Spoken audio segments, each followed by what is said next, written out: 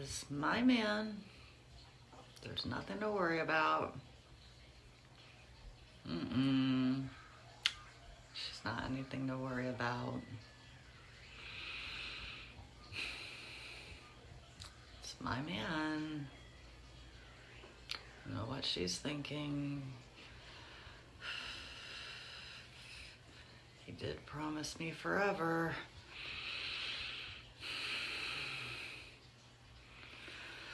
If she would just get out of the way, we could go back to normal. That's my man. Hello and welcome to Crime Bytes, the show where we talk about some truly bizarre and disturbing crime cases. My name is Liz and today is True Crime Tuesday. Today we are going to talk about envy. This will be episode 4 in our Sinful summer series, and I'm having a lot of fun with these. I hope you guys are enjoying them as well.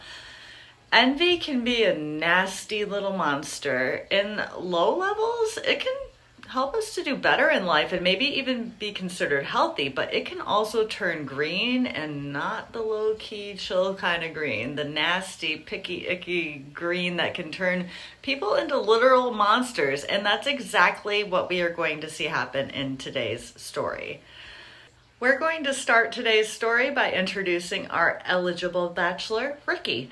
Just recently divorced and sort of bouncing around on the dating scene. Ricky was a 38-year-old dermatologist who was newly relocated to Texas from California to finish his residency, but also to get a fresh start as well. He chose the University of Texas Southwestern Medical Center, and he did well there. He picked up some classes teaching as an assistant professor as well.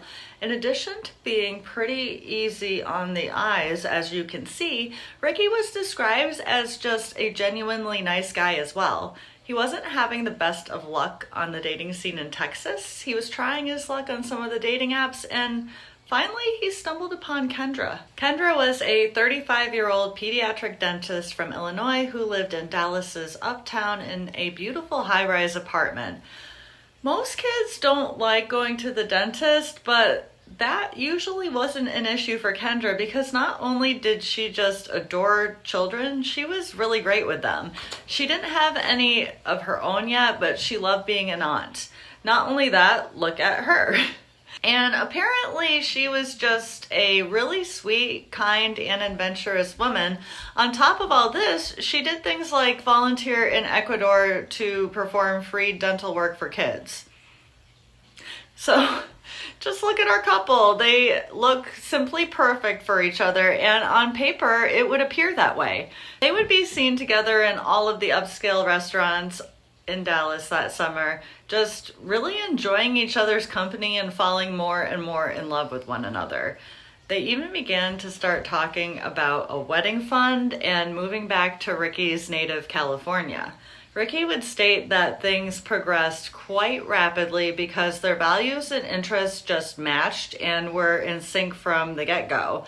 And if you found something like that, all the power to you. Most of us know how rare that is, and it seemed like Ricky and Kendra recognized and cherished that as well. Before they really did push forward and start making some serious life plans together, the pair decided to take a vacation together to Cancun to sort of celebrate just how good everything was going in their lives and their relationship, and just how lucky they were to have found each other. They set the date and were planning on leaving on September 3rd. Things were simply too good to be true. Then on September 2nd of 2015, the pair was going about their day, looking forward to when they could finally have dinner and wind down together for the evening, maybe finish some last-minute packing before they could finally crash and then go have their vacation. Ricky was waiting for Kendra in her apartment, but decided to stop out and grab something at the store when she wasn't back at the time that he was expecting her.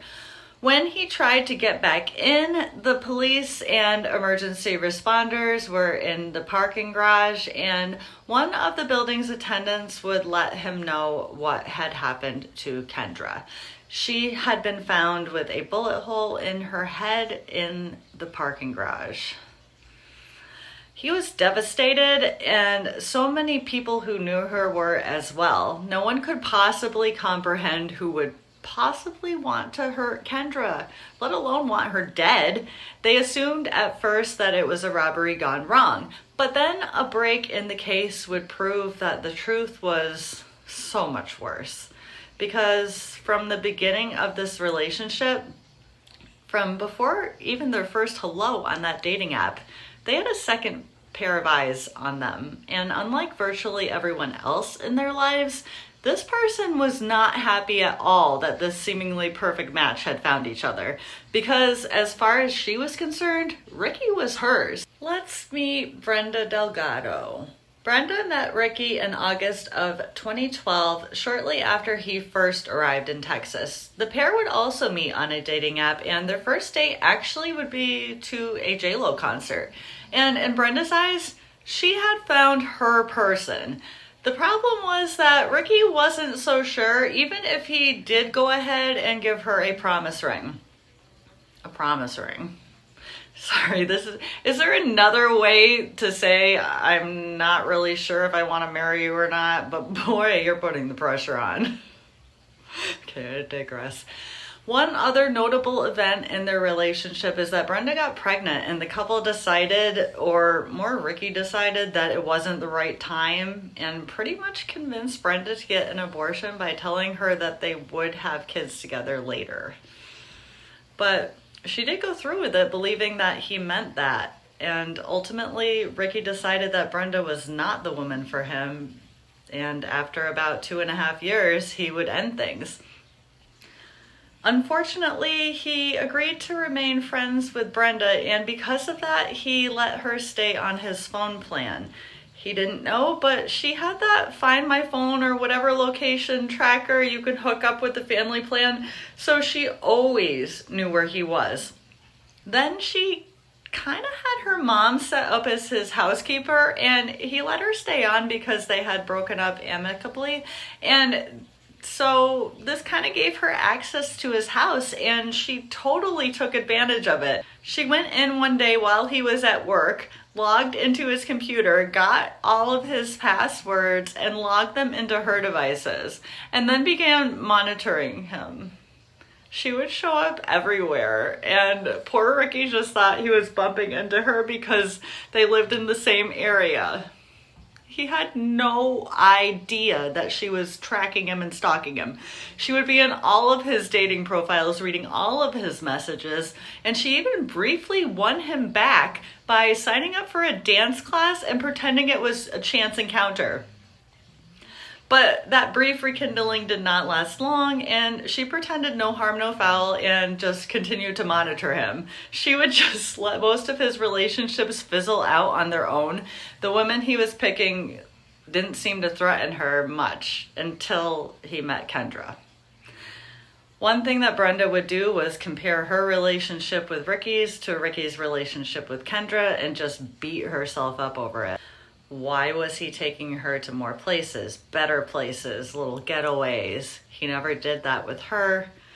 And on she just spiraled downwards until she was on the streets telling people that she had ties with the cartel and that she would give them all these drugs and even a little cash if they would take care of the problem for her.